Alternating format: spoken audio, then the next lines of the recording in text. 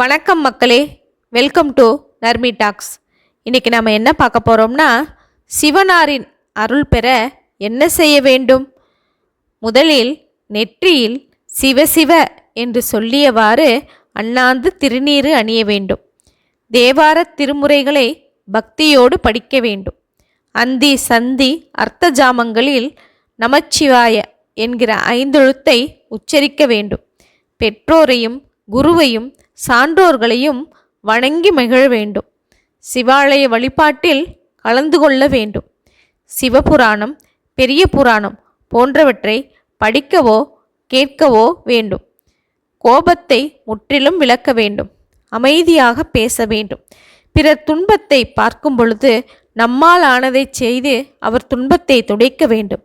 இறை நாமத்தை வாய்ப்பிருக்கும் நேரமெல்லாம் உச்சரிக்க வேண்டும். இதனால் சிவனருள் நிச்சயம்